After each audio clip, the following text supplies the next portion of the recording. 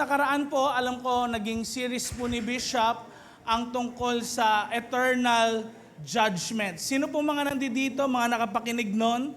Eternal judgments. Come on, pwede bang itaas mo kamay mo at iwagayway? Ayan. Praise God. Alam niyo po kasi, sa church po natin, may iba't ibang pangailangan ang mga tao. Hindi po pwede kasing, kumbaga, isa lang yung dimension natin, isa lang yung direksyon na meron tayo dahil kada tao may iba't iba pong pangailangan. And this time, alam po namin may pangailangan ng marami sa atin, lalo na pagdating sa mental health. Lalo na rin po pagdating sa mga iba't ibang pagsubok na kinakaharap natin. Ang eternal judgments po ay isa sa mga basic teachings sa Bible. Can you say it with me? Basic. No? So basic, ibig sabihin, yan yung fundamental, foundational, sa simulain, yan yung mga kailangan talaga. Kumbaga kung sa math, bago ka matuto ng calculus, bago ka matuto ng iba't iba pang mga geometry or iba pang mga topic sa math, kailangan alam mo muna yung addition, subtraction, multiplication, di ba? And division. So, may mga ganong bagay, kailangan muna natin malaman, but this time, meron tayong ibang need. Sabihin mo sa katabi mo, this time, may gagawing bago si Lord. Amen? At gusto ko pong sabihin sa inyo, if this is your first time na dumalo, ito yung good news na meron po tayo. Si Jesus, mga kapatid, ay, next slide please, hindi lang po siya dumating para magkaroon tayo ng buhay na walang hanggan. Alam ko po, marami sa atin tinanggap si Jesus Christ as our Lord and personal Savior. Pero, kailangan makita natin starting today sa series po na ito, na ang Panginoong Jesus po ay dumating din, hindi lang para bigyan tayo ng buhay na walang hanggan, kundi para pagalingin din ang ating mga kaluluwa.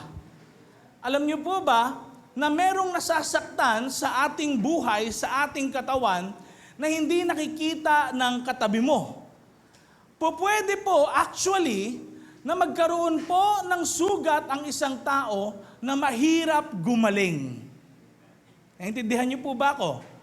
Mahirap po gumaling. Dahil bakit? Ito po ay hindi pisikal. Kung paano po sinasabi ng Biblia na ang mga pagkain na pang-pisikal nakakapagpabuhay sa ating pisikal na pangatawan at ang pagkaing espiritual naman na nagmumula sa Diyos ay makakapagpabuhay sa ating espiritu, mga kapatid.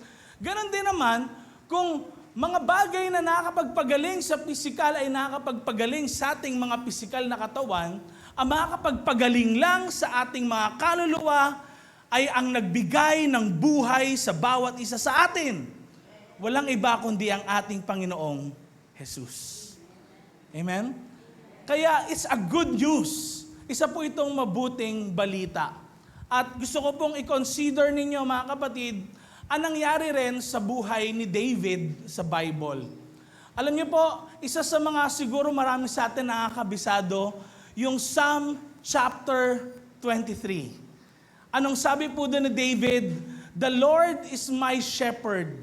I shall not want. He makes me lie down in green pastures. He leads me beside still waters. Pero alam niyo po, isa sa pinaka nane-neglect natin na verse ay yung verse 3. Ang sabi po ni David doon sa verse 3, He restores my soul. Pinapanumbalik mo ang aking kaluluwa. Interesting po na si David ay nagsalita ng ganyang mga bagay dahil kung mapapansin po ninyo, si David po ay isang tinawag ng Panginoon na malakas, na talagang lumalaban sa mga leon, lumalaban siya sa anumang mga bagay na parang, alam niyo yun, yung pag meron kakain sa kanyang sheep, talagang ide-defend niya. Pero, sinabi niya, He restores my soul. Ang Panginoon ang nagre-restore ng aking kaluluwa. Ibig sabihin, marami palang pinagdaanan si David na pwedeng nakasugat sa kanyang kaluluwa. Gumaling nga yung mga sugat niya sa physical, pero sometimes, di ba, kapag tayo ay nabubuhay kahit Kristiyano, akala ng iba malakas lang tayo, pero sometimes meron tayo mga struggles. Hindi sa panlabas, but deep inside. Alam niyo po, yung soul dyan, next slide please, ay tinatawag po na nepesh. Sabihin nga natin, nepesh. Ang ibig sabihin daw po ng nepesh na ito, na word sa Hebrew, ay soul or living being. Sabi po, desire, passion, appetite, emotion, mind. Alam niyo po, lahat ng bagay na yan ay tumutukoy sa ating mga kaluluwa. And this time, ito po yung topic natin, heal your mind, your hurting mind. Ang topic po natin ay kailangan gumaling ang ating mga may sakit na kaisipan. Sometimes po, sa ating mga pinagdadaanan, ang pain po, sobrang natural na lang. Parang yung healing, hindi na tayo komportable na matanggap natin. Sometimes, na-hurt ka sa isang tao, tas gusto niya makipagbati sa'yo. Usually, ano nangyayari sa atin? Imbes na makipagbati, ayaw muna natin. Gusto muna natin talagang i-feel lahat ng galit, lahat ng puot, lahat ng discouragement dun sa isang tao. Pero di ba, kapag lumapit sila at talagang humihingi ng sorry, talagang nagsisisi sila sa ginawa nila, minsan, parang hindi sa atin komportable na tayo rin naman, o yung relationship na meron tayo ay gumaling. Tama po ba yon? There are times na yung healing hindi na natural para sa atin.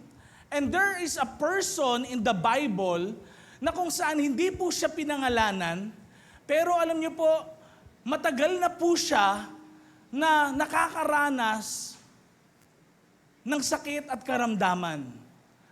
Hindi lang po pisikal, pero maging sa kanyang pag-iisip, sa kanyang emotion, sa kanyang kaluluwa.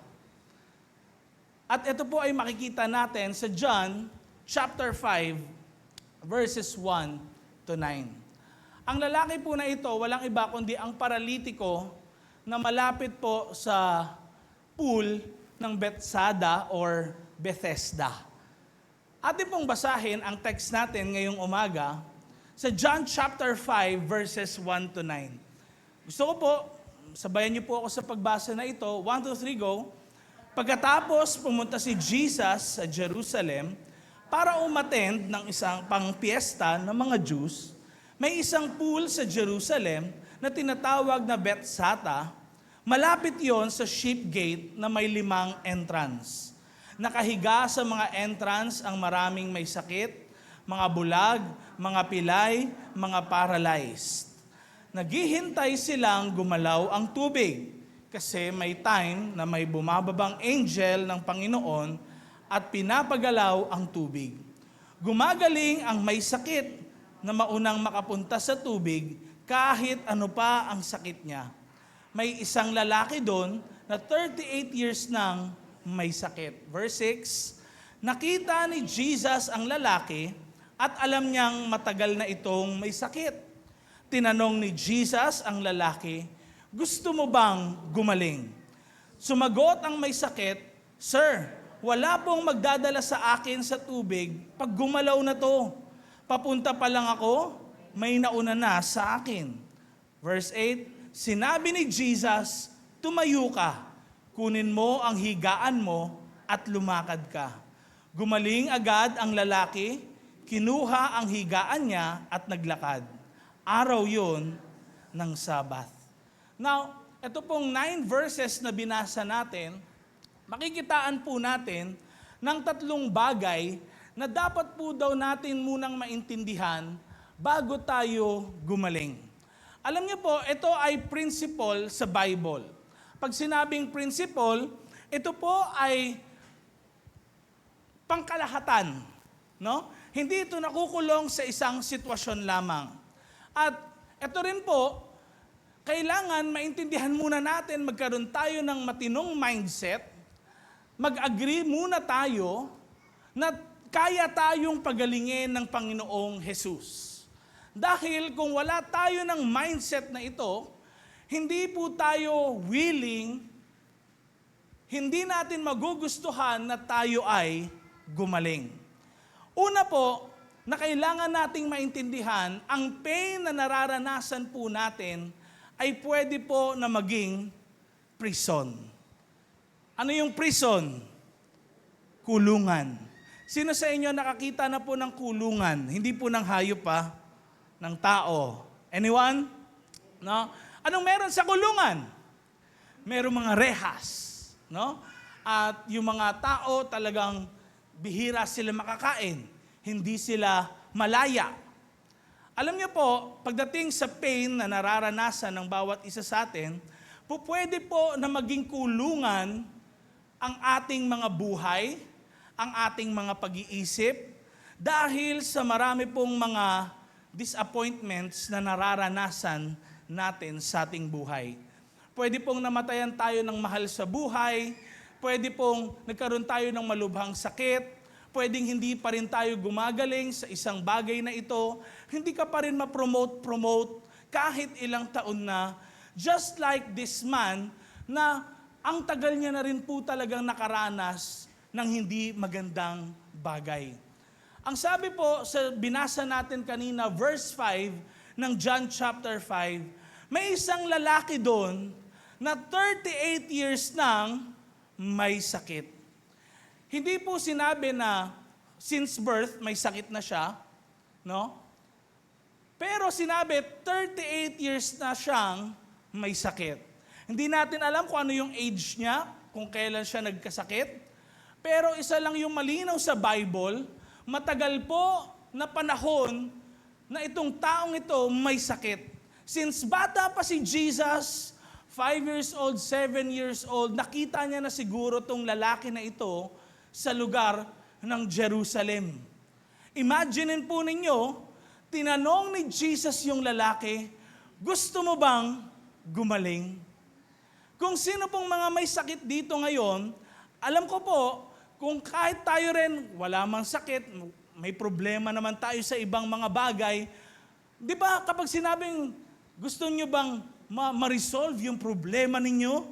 Gusto mo bang gumaling ka mula sa araw na ito? Anong sasabihin natin? Yes! Amen po! Gusto ko pong mangyari yan. Etong lalaki na ito, dahil 38 years niya nang naranasan yung bagay na ito, tignan niyo po anong sinabi niya pagdating po ng verse 7. Sumagot ang may sakit, anong sabi niya? Sir, wala pong magdadala sa akin sa tubig pag gumalaw na ito. Papunta pa lang ako, may nauuna na sa akin. Hindi kagad siya, yes, gusto kong gumaling. May mga reason siya. May mga time na kung saan marami po siyang naranasan, kaya nagbago na yung sagot niya. Imagine ninyo, dahil sa, kapag halimbawa may nagsabing, gusto nyo bang gumaling? Yes, tapos, hindi naman pala mangyayari. Maraming disappointments din siyang naranasan sa kanyang buhay. Mga kapatid, kapag ang isang tao po ay nagkaroon ng isang bagay na malaking pagbabago sa kanyang buhay, next slide, isa po itong matatawag na trauma. Kahit ano pa po yon, yung situation na yon, isang bagay daw po na para nakapagpabago ng sitwasyon natin, hindi tayo naging komportable, isa po yung trauma. Now, mayroong maliliit na trauma at mayroong malalaking trauma sa ating mga buhay. Pero ang trauma po nakakapagpabago ng ating pag-iisip. Malate ka lang sa school, pinagalitan ka ng prof, napahiya ka, next day ng class, aagahan mo na. Tama ba? Bakit? Dahil sa naranasan mo na yon, nabago ang iyong pag-iisip. Ganon din po sa lalaki na ito na for 38 years, meron siyang naranasang sakit at karamdaman. Ang trauma nakakapagpabago ng pag-iisip.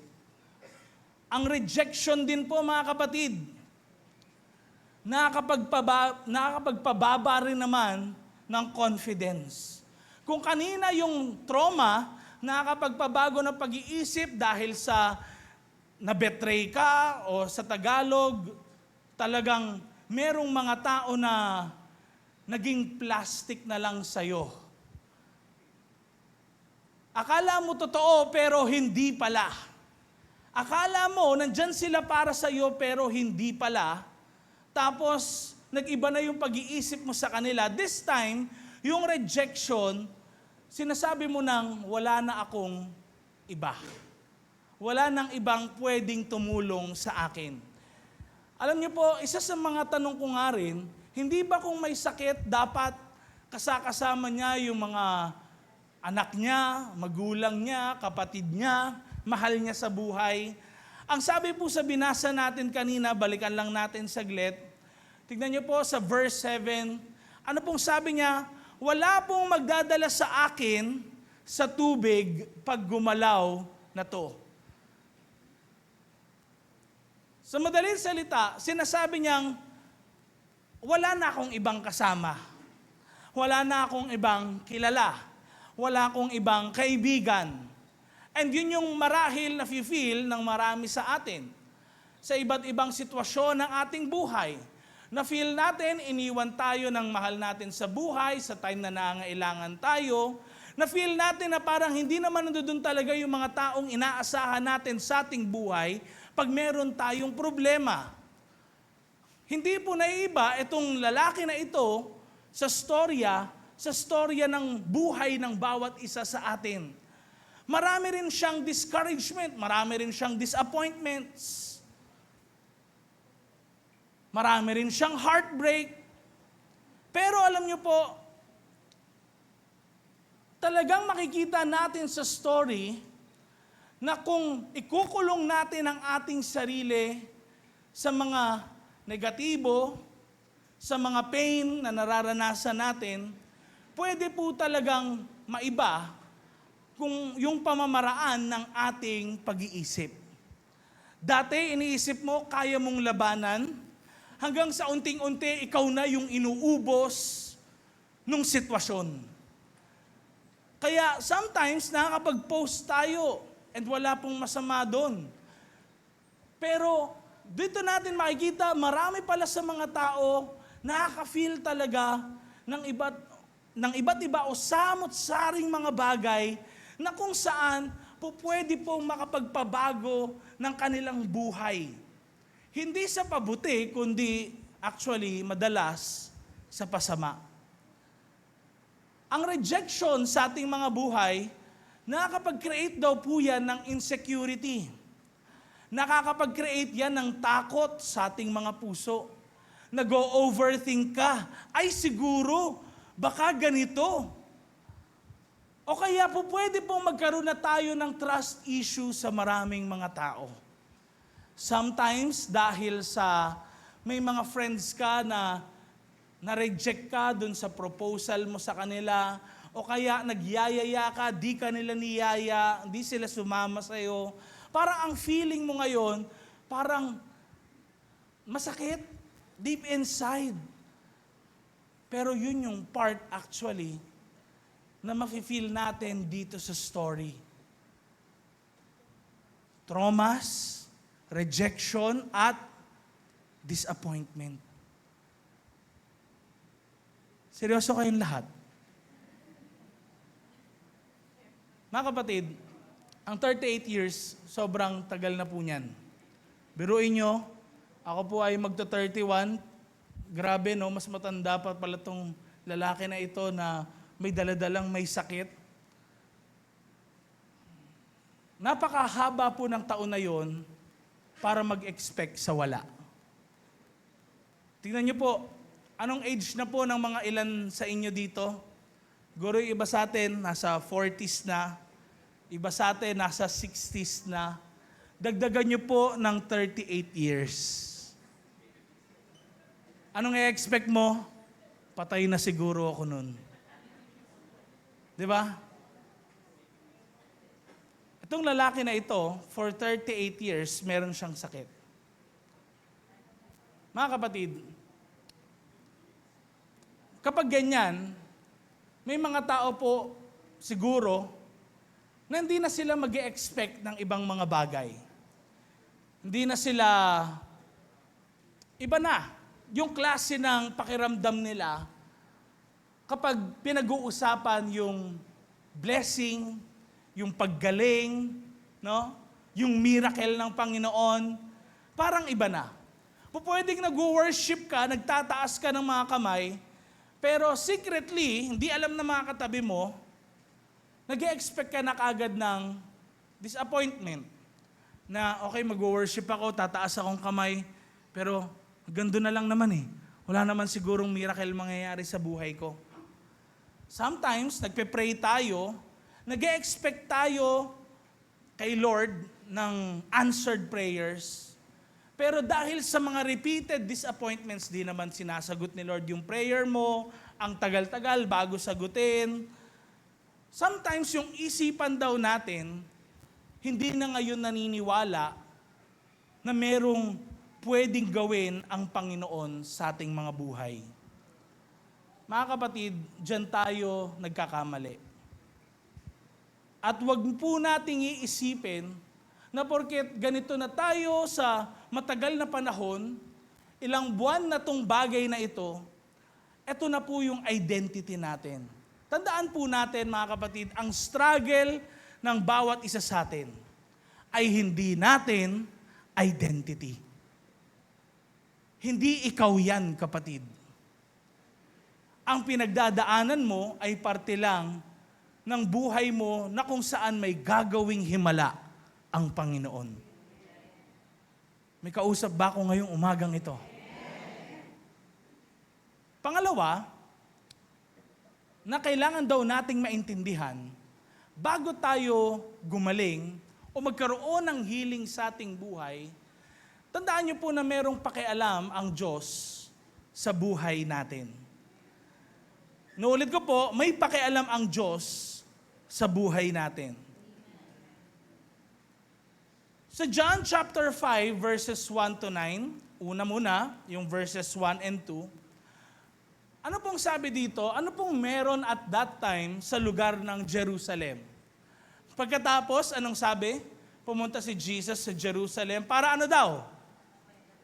Anong dahilan niya kaya siya pumunta ng Jerusalem? Para umaten ng piyesta. Aba, ano po bang meron sa piyesta? Pag sinabing piyesta, alam natin yan, kahit saan lugar sa mundo. Anong meron? Kainan. Okay? Ano pa? Palaro. Ano pa? Kwentuhan sa mga tao. Ito napaka-interesting na iisipin, bakit kaya sasabihin dito sa verse 1 na si Jesus pumunta sa Jerusalem para umatin sa piyesta, pero nakipagpiesta ba siya talaga? Ito nakipagpiesta ba talaga siya? Si Jesus, truly masasabi natin, there is none like our Lord. Yung ibang mga tao nagsasaya during feasts, kumakain sila, masasaya sila, pero si Jesus nasaan ng mga panahon na ito? Verse 3 mga kapatid, anong sabi? Nakahiga sa mga entrance ang maraming may sakit, mga bulag, mga pilay, at mga paralyzed. Habang nagkakaroon ng kasiyahan sa Jerusalem, si Jesus nasa lugar ng mga hopeless. Si Jesus nasa lugar ng mga taong may sakit. Si Jesus nasa lugar ng mga taong disappointed. Alam niyo po, kung babasahin niyo lang po yung mga laws sa Old Testament, ang mga unclean people na mga may sakit, hindi po sila pwedeng isama dun sa mga walang sakit. Kumbaga, meron silang lugar. May dahilan po kung bakit nasa entrance sila nakalagay o nandiyan dyan tumatambay. Dahil bakit? Noon po, ang kalakaran sa Jerusalem, kapag may sakit, hindi ka dapat magtagal doon sa lugar na yon. Kaya nga nandoon sila sa entrance, yung mga tao wala nag-i-stay doon. Umaalis din agad, di ba? Dadaan lang, ganun lang, daan, alis, daan, ganun lang. Ngayon, this time, si Jesus nag-take ng time. Hindi para sa feast, hindi para excited siyang kumain. Si Jesus nag-take ng time para puntahan yung mga may sakit. Kaya, kung iniisip natin, ang tagal ng panahon, 38 years, parang wala pong nagbabago sa buhay ko, sa pamilya ko, sa career ko. Hindi man 38 years, pwedeng 1 year pa nga lang eh. Pwedeng ilang months pa lang. Tandaan pa rin natin, ang Diyos, nandoon siya sa mga taong discouraged, taong mahihina, nakakaranas ng hopelessness.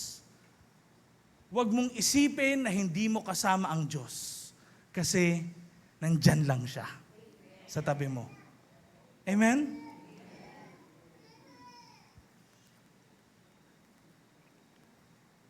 Sabi ng Psalm chapter 34 verse 18, malapit si Lord sa mga durog ang puso at nililigtas niya ang mga nawasak ang loob. Truly, mga kapatid, may sugat, sinasabi ko sa inyo, na hindi kayang pagalingin ng anumang pisikal na bagay. Ito may sugat na hindi kayang pagalingin ng anumang pisikal na bagay. For some people, ito po may mga nabasa po ako interview, sabi nila, naakala daw ba natin na ang revenge or pagganti sa isang tao ay makakapag-satisfy lang yung sa ating kaluluwa pag daw nakaganti tayo kapag daw namatay o pinatay yung isang tao.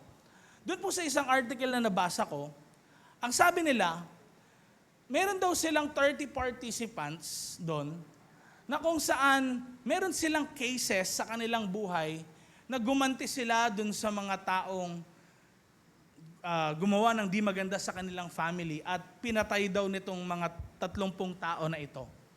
Opo, masama yun. Pero yung experiment na ito, gusto nilang malaman kung masaya ba talaga sila sa ginawa nila na pagpatay. Alam niyo po, 97% sa kanila, ang sabi daw po, hindi daw sila naging masaya. Dahil bakit? Ito yung sabi nila, for some of them, kulang pa daw yung ginawa nila na pagpatay. Ibig sabihin, hindi satisfy yung kaluluwa nila sa nangyari na nga physically. Kaya pala merong mga tao na, halimbawa, nabangga ng bus, yung isang sasakyan, o kaya isang tao nagulungan ng bus, babalikan ulit. Intindihan niyo yun? May mga ganun pala talaga. Bakit? Kasi tayo mismo, yung mga nangyayari sa paligid natin na physical na mga bagay, kung tayo ay hurt, spiritually, o sa ating kaluluwa, hindi yun yung makakapag-satisfy sa atin. Nakuha niyo po? Nakuha niyo po? Kaya halimbawa, na-disappoint ka sa isang tao, tapos maghanap ka ng mga ibang tao na hindi makakapag-disappoint sa'yo. Oo, nawala yung isipan mo dun sa nangyari sa yung mga negatibong bagay, pero nandoon pa rin yun. Hindi porket hindi mo na naiisip ng moment na yun, wala na. Pero nandoon pa din. Naghihintay lang ng trigger. Kaya pag nakita mo ulit sa social media yung muka, sa cellphone mo, parang may bumabalik sa yung mga alaala na di maganda. Kaya po ito, anumang pisikal na mga bagay, hindi makakapagpagaling sa sugat ng kaluluwa. Ang makakapagpagaling lang sa sugat ng kaluluwa ay ang ating Diyos na buhay. Kaya tignan niyo po, si Lord, siya lang talaga yung pwedeng magpagaling. Kung makakalimutan mo ang ginawa ng isang tao sa'yo, it's by the grace of God. Meron pong isang tao, yung babae, nung panahon ng Nazi Germany, ang pangalan niya po ay Corrie. Siya po ay ni-rape ng isang German soldier. Nung time po ng Nazi ni Hitler, alam niyo naman po yung nangyari noon, 6 million Jews pinatay.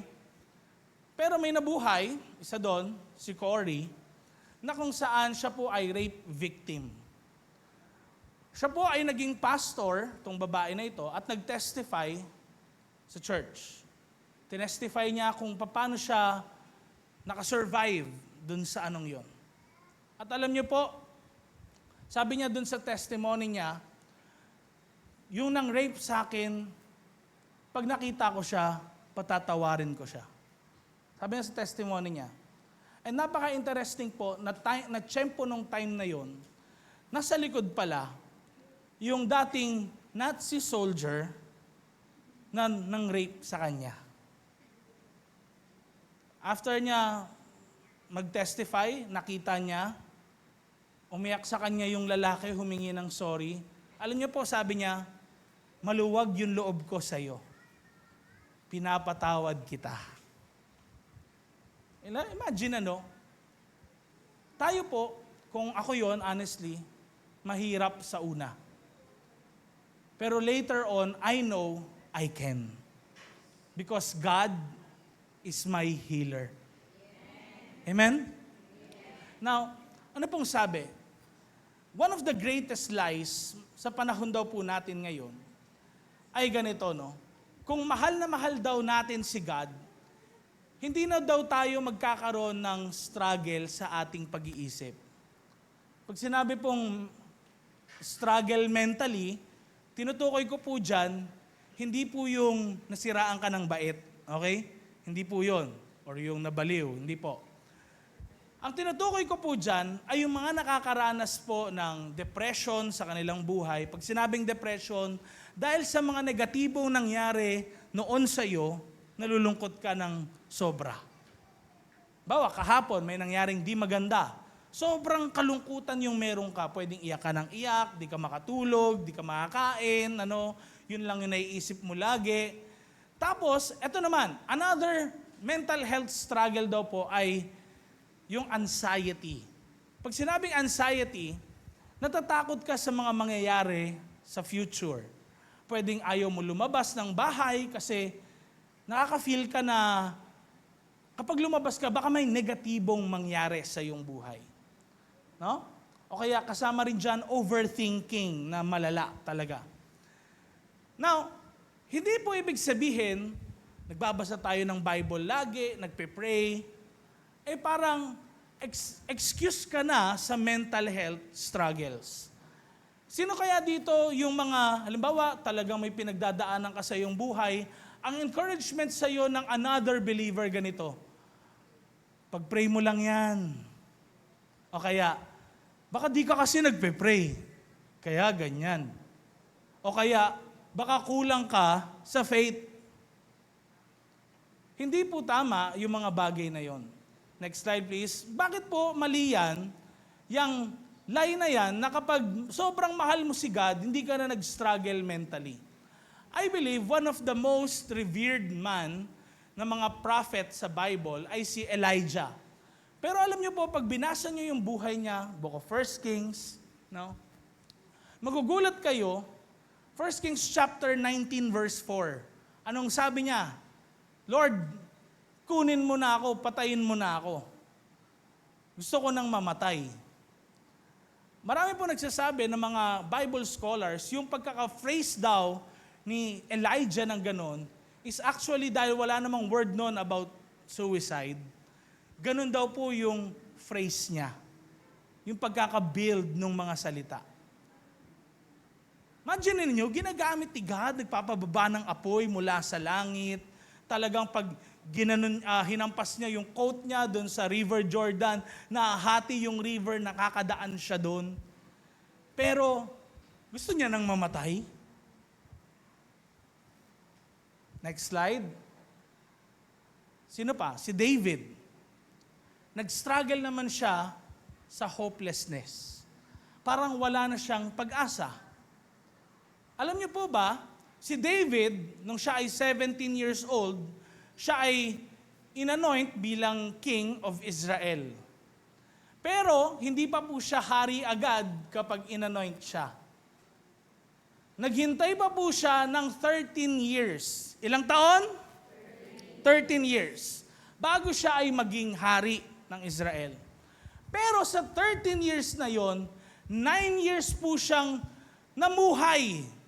At araw-araw nandoon sa lugar po ng desyerto o ilang sa Tagalog. No? Hindi po madali na matulog sa lugar ng desert.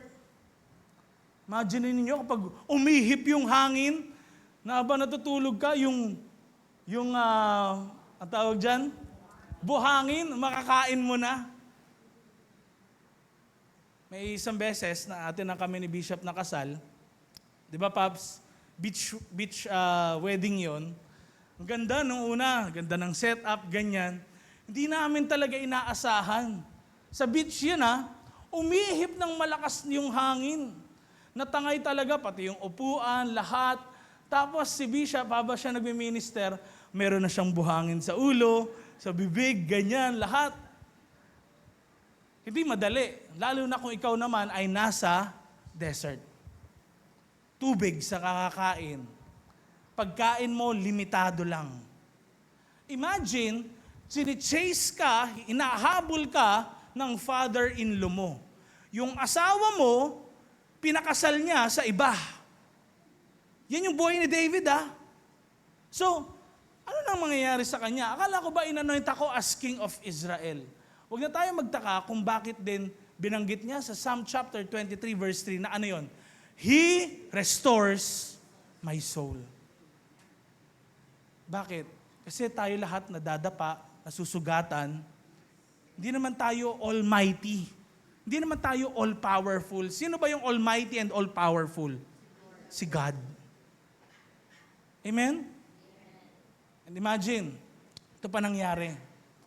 Si David nagkaroon ng anak, maraming mga anak, nag-away-away yung mga anak niya. Actually, tragic yung nangyari sa mga anak ni David.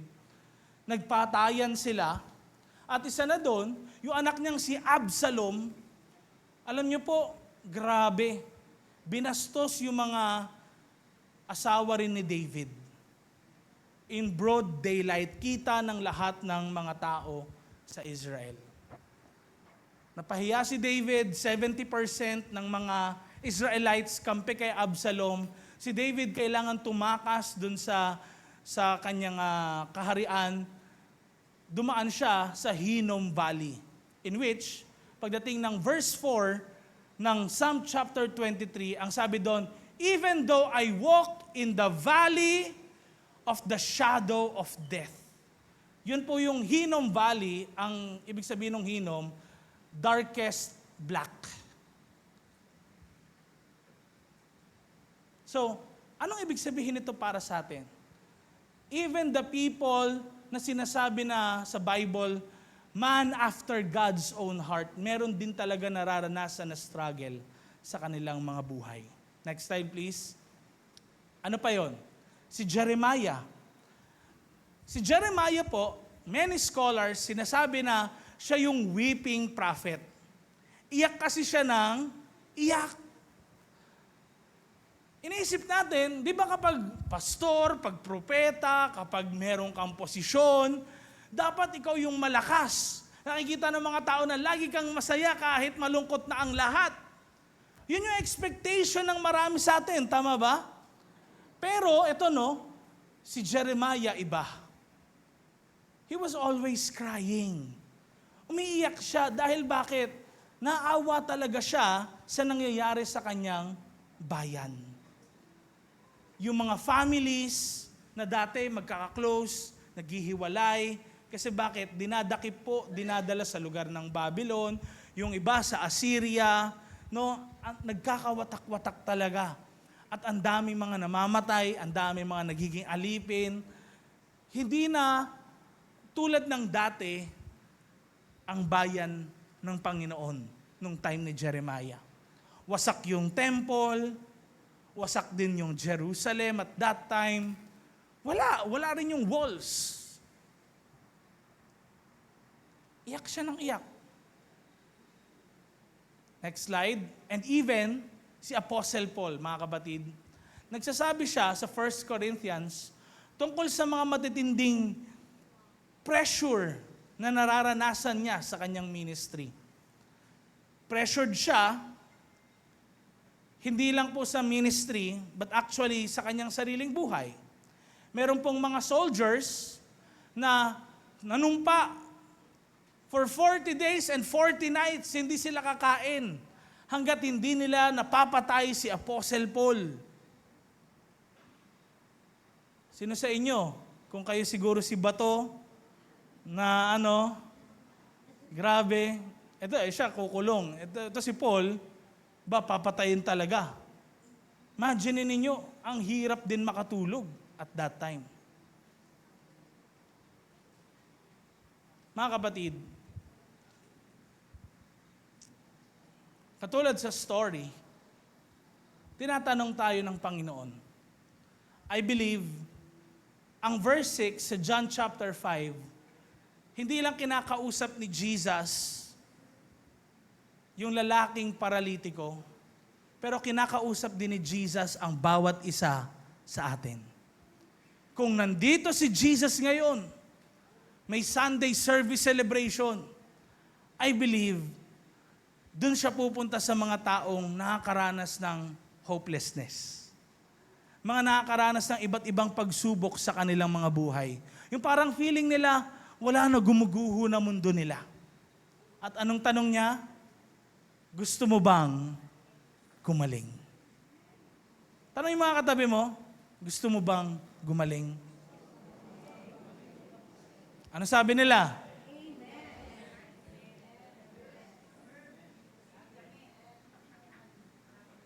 Alam niyo po, habang ginagawa ko yung sermon na ito last week, napaiyak ako kasi imagine ninyo, dami mga tao dumadaan sa entrance, hindi nila nakikita yung mga taong may sakit. Pero si Jesus, nakita niya yung taong may sakit. Dito ko nakita, Jesus sees what people miss. Nakikita ni Jesus yung mga hindi nakikita ng mga tao. Kaya kung napapansin mo, parang di ako nakamaya ni pastor . Huwag ka na magtampo sa amin. No? Kasi we can miss people.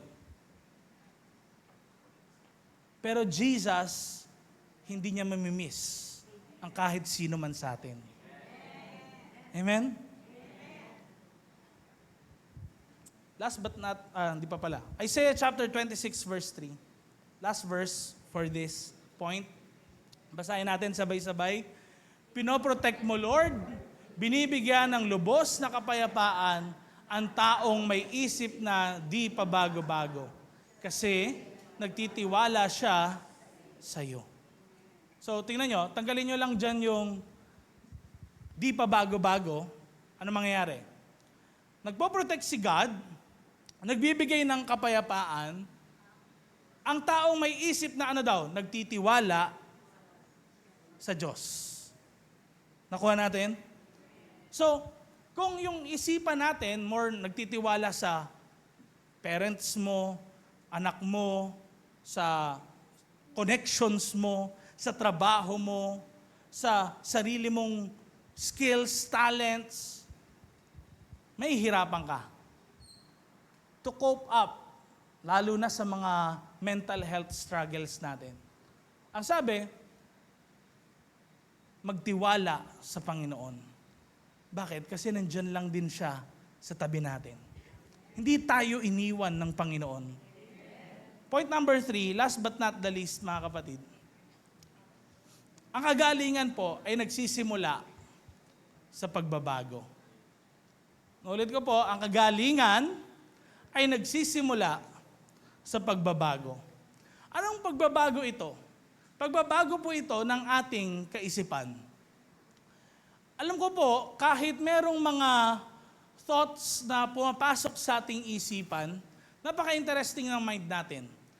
May mga time na kung saan nakahiga ka sa kama, may mga gusto kang isipin, hindi mo maisip. O di mo matandaan. May mga bagay naman na hindi mo iniisip, biglang pumapasok na lang sa iyong kaisipan. Pero kahit pumapasok sila sa kaisipan, ito tandaan natin, may control pa rin tayo sa ating sariling pag-iisip. Hindi yung parang pag naisip natin yung mga bagay na di natin gusto, hindi na natin sila pwedeng hindi isipin. No? May control pa rin tayo. Kaya, dito magsisimula yung pagbabago kung tayo rin naman talaga ay willing na sumunod sa Panginoon. Ang sabi po sa John chapter 5, verse 6, na binasa natin kanina, nakita ni Jesus ang lalaki at alam niyang matagal na itong may sakit. Tinanong ni Jesus ang lalaki, ano daw? Gusto mo bang gumaling? Sumagot ang may sakit, Sir, wala pong magdadala sa akin sa tubig para pag gumalaw na ito, papunta pa lang ako, may nauuna na sa akin. Pagdating ng verse 8, tignan niyo po, sinabi ni Jesus doon sa lalaki, nag-reason out pa yung lalaki, di ba? Sir, wala pong magdadala sa akin. Hindi niya nga sinabihan si Jesus na, dalhin niyo na lang po ako doon. Hindi. Kasi alam niya, na-discourage siya sa so many times eh. Sabi ni Jesus sa kanya, tinan niya, tumayo ka. Kunin mo ang higaan mo at lumakad ka. Inutusan ni Jesus yung lalaki sa verse 8. Anong nangyari sa verse 9? Gumaling agad ang lalaki. Bakit? Nagsimula kasi siyang mag-decide na sundin kung ano yung inuutos ni Jesus sa kanya. Ito minsan iniisip natin, ang kagalingan magsisimula kapag may ginawa ka na. Di ba? Yung bang, okay, hindi naman ako naniniwala, pero sige, gagawin ko. Hindi. Tingnan niya, hindi na una, sa verse 7, na ano po, kinuha ng higaan, teka lang, balik tayo, kanina. Yan, sa verse 9 pala. Hindi nangyari po na nakalagay na una sa verse 9, kinuha ang higaan niya at naglakad, tas tsaka gumaling. Ano nangyari? Gumaling agad muna ang lalaki. Bakit? Kasi may nagbago sa isipan niya, sumunod yung katawan niya. Nakukuha niyo po ba ako? Alam niyo po, ganun din sa buhay ng bawat isa sa atin. Ang buhay po natin ay gumagalaw sa direksyon ng mga bagay na lagi nating iniisip. Kapag iniisip mo lagi yung puro negatibo sa iyong buhay, ine-entertain mo yung mga negatibong emotions, mas lalo tuloy yung katawan mo, negatibo rin yung nagiging response. Dahil na-entertain mo sa isipan mo. Pero kung hindi mangyayari rin yun. Yung katawan kasi daw natin, gumagalaw saan? Sa direksyon ng bagay na lagi nating iniisip. Next slide please. Ang sabi ng Romans chapter 12, verse 12, si Paul, nagsasalita sa mga mananampalataya sa Rome, na kung saan sila po ay greatly persecuted. Biruin niyo po, yung mga Christians at that time, nilalagari ng kalahati, hindi po ganyan, kundi pa ganun. Pinapatay ng sinusunog ng buhay, pinapako sa cross, pinapalapa sa mga leon. Pero yung sabi niya ito, no, maging masaya kayo. Ba't sinasabi ni Paul na maging masaya sila? Dahil ano ang buhay ng mga Christian sa Rome? Masaya ba? Hello? Masaya ba? Hindi. Kaya niya sinasabihan na maging masaya sila, hindi kasi talaga masaya ang buhay nila. At feeling nila wala na silang pag-asa. Ano sabi niya? Dahil sa pag-asa na meron kayo. Magtiyaga kayo sa panahon ng paghihirap at lagi kayong mag-pray. Isa sa mga paraan lang ito na po pwede nating gawin. Oo, kailangan mag-pray, mga kapatid. Pero wala namang sinabi si Paul dyan na kapag hindi mo ginawa 3 times a day na nagpe-pray ka, aba. O kaya, kailangan 2 hours a day ka. Ang sabi lang naman dyan ay laging mag-pray. Hindi yan nakukuha sa haba ng prayer or ikli ng prayer. Nasa puso rin yan. Amen? Next slide, please. Sa 2 Corinthians chapter 10, verse 5, yung context po niyan, iba sa topic natin, pero kinuha ko lang po yung verse na yan para ipakita sa inyo na hindi lahat ng iniisip natin ay dapat natin i-entertain sa ating kaisipan. Ano pong sabi sa Tagalog? Hinuhuli namin ang bawat iniisip ng tao at pinapasunod namin yon kay Christ. Sa English, and we take captive every thought to make it obedient to Christ. Bakit?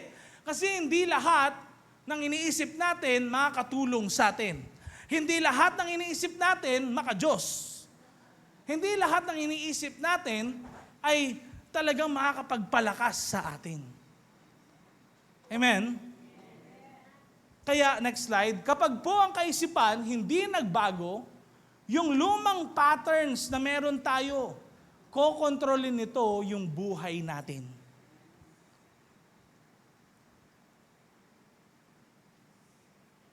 Alam ko po, may iba't iba tayong struggle sa ating buhay. Pwedeng sa iba, hindi po mental health. Pwedeng problem sa finances, problem sa family, isa po kayong broken family.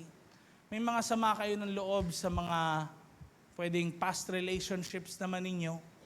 Pwede rin naman na meron kayong mga struggles sa inyong personal life. Hindi alam ng iba. Pero alam niyo po, ang Diyos ay pwedeng magpagaling. Ngayong umaga, pwedeng kumilos ang Panginoon sa ating mga buhay. 3 bagay po, muli, next slide, na kailangan natin maintindihan bago tayo mahil. Kailangan maintindihan muna natin na ano daw po yung number 1, ang pain, pwede maging prison. So, anong gagawin natin? Kahit may pain, kailangan maintindihan natin na hindi tayo dapat magpadaig. Kailangan tatagan natin.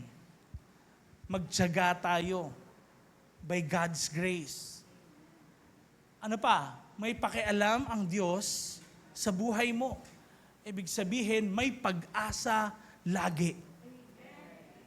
Ibig sabihin, ang Diyos pwedeng gumawa ng bagong bagay. Iniisip po ng mga tao noon na ang tanging pagpapagaling ng Diyos na pwedeng mangyari sa kanilang buhay ay kung meron daw pong angel na gagalaw o kakalawkaw ng tubig. Yun yung inaakala ng lalaki rin na makakapagpagaling sa kanya. Hindi niya alam, ang Diyos pwedeng kumilos sa ibang kaparaanan. Na kaharap niya pala ang Panginoon na pwedeng magpagaling sa kanya. Kaya pwedeng ikaw, kapatid, naghahanap ka ng ibang paraan kung paano ka i-bless ni God, hindi mo alam, sometimes yung kaparaanan ni God, nasa harapan mo na pala.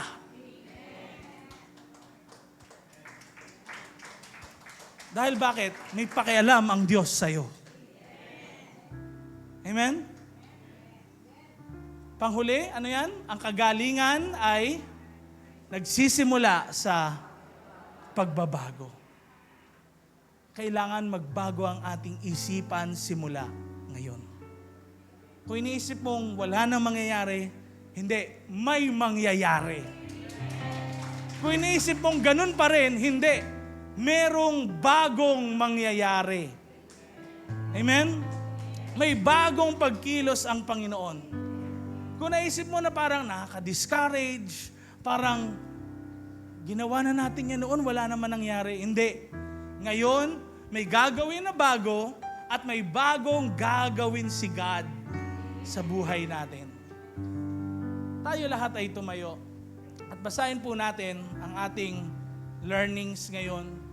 Ano daw kailangan nating gawin? Una daw, bantayan ang pumapasok sa isipan. Kasi hindi lahat makakatulong. Ano pa?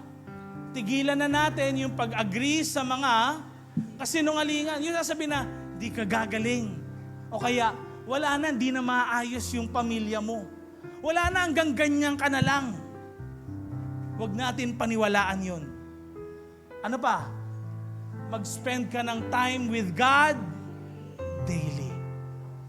At kailangan kumausap ka rin ng mga kapatiran natin because we are one family in the Lord. And this morning, mga kapatid, gusto ko pong may gawin tayo. Si God ay nagpapagaling. At hindi ko po alam kung ano yung mga struggles ng bawat isa sa atin. Pero nandito tayo sa church, hindi para makinig lang ng preaching. Hindi para matutunan lang natin yung tungkol sa Bible. Andito tayo sa church dahil alam ko nag-aasam din tayo ng kapangyarihan ng Panginoon. And this morning, may gagawin po ang Panginoon sa inyong mga buhay. Kahit hindi ko po kayo ilay hands sa ating personal na mga prayers, mararamdaman niyo po yung yakap ng Panginoon. Come on, pwede bang ipikit natin ang ating mga mata sa umagang ito? Oh Holy Spirit, kung paano ka gumalaw ng mga nagdaang panahon, alam po namin, kumikilos ka pa rin hanggang ngayon. Ikaw ang Diyos na di nagbabago, makapangyarihan sa lahat. Batid niyo po yung mga nararanasang problema ng bawat isa sa kanila. Iba sa kanila may mga sakit emotionally. Ang iba, sakit ng bulsa. Ang iba, sakit sa kanilang mental health. Ang iba, sakit ng kanilang family. But Lord, we believe that right now, meron kang ginagawa sa buhay nila. From today onwards, Lord, dalangin namin, magbago po yung mindset nila. Maramdaman nila lagi ang iyong presensya at maniwala silang kaya mong gumawa ng bagong bagay. Come on, raise up your hands kay Lord. Lord, right now, sino mang may sakit sa lugar na ito, sa pangalan ng iyong anak na si Jesus, at sa kapangyarihan ng Holy Spirit na kasama namin sa lugar na ito, tanggapin ng bawat isa ang healing na nagmumula sa iyo. Now, in Jesus' name. At sa lahat ng mga merong problema sa kanilang family, magkaroon ng resolution ang mga ito. Magkaroon ng pagkakabati-bati. Ma-restore ang kanilang mga family. Ma-restore ang mga broken relationships. Sa mga kailangan din, Lord, ng mga financial blessing para mabayaran nila ang kanilang mga utang, Lord, we believe that you are the God who provides. Kung paano ka nag-provide ng healing, ganun din, Lord, kaya mo mag-provide ng pangailangan din naman ng iyong mga anak. And right now, Lord, we believe na tutulungan niyo sila to put up businesses na magfo-flourish, ma-promote sa mga trabaho nila, makakuha ng mga trabaho para makapagpabuhay ng kanilang mga families. Right now, Lord, we claim and declare na ang kanilang buhay ay sa'yo lamang. Anumang mga mental struggles, anxiety, and depression, we believe that in the name of Jesus, every force, every power will bow in the name of Jesus. At anumang stronghold sa kanilang mind ay hindi makapagtatagumpay. That by the power of the name of Jesus, lahat ng anumang abnormality, lahat ng anumang mga kulang, lahat ng anumang mga sobra, will be back to normal now in Jesus' name sa kanilang mga kaisipan. Ang mga madalas makalimot, ngayon maaalala na nila ang mga bagay-bagay. Lord, we believe na may healing kang ginagawa.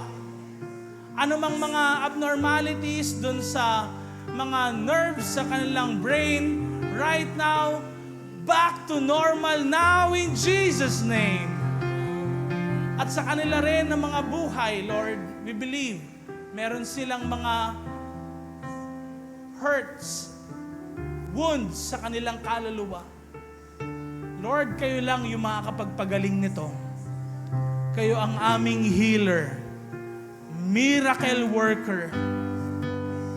Lord, right now, kung paanong pinatawad mo kami, maranasan din nila, Lord, na magpatawad sa mga taong nakasakit sa kanila. Hindi po madali, pero sa biyaya nyo lamang, ito ay magagawa. Right now, Lord, I can see hearts na dati bato, ngayon, nagiging pusong laman na. Lord, we thank you. Dahil alam namin, paglabas namin, di na kami yung katulad din ng dati. Bago rin kami lumabas, Lord, bago na rin talaga kami. May ginawa ka na ngayong umagang ito sa aming mga buhay. In Jesus' name. Bago tayo magtapos, pwede bang ipag-pray mo yung katabi mo ngayon? Come on. Anyone, di mo man siya kakilala, pwede mo ba siya ipag-pray? Come on, pag-pray mo yung katabi mo. Lord, come on, pag-pray mo anything na nilalagay lang sa'yo ni Lord. Sugatan sa pagsubok na iyong pinahihintulutan. Salamat, Panginoon, sa katugunan sa aking dalangin, sa kalakasang sa'yo nanggagaling, sa pagtuturo at pagtutuwid mo sa'kin. Salamat, Panginoon, ikaw ay mabuti,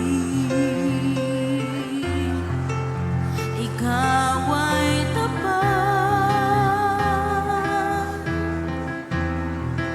sa'yo ang papuri. Yes, Lord, thank you for what you're doing. At pasasalamat,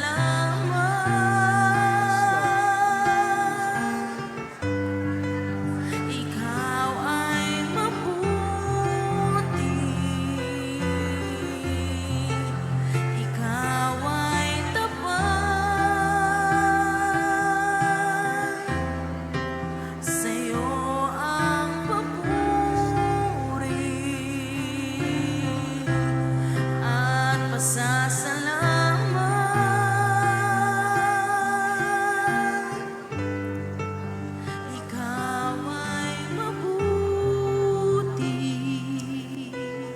Yes, Lord, this morning, sineselyohan namin ng iyong banal na dugo, ng iyong pangalan, ang mga tinanggap ng bawat isa.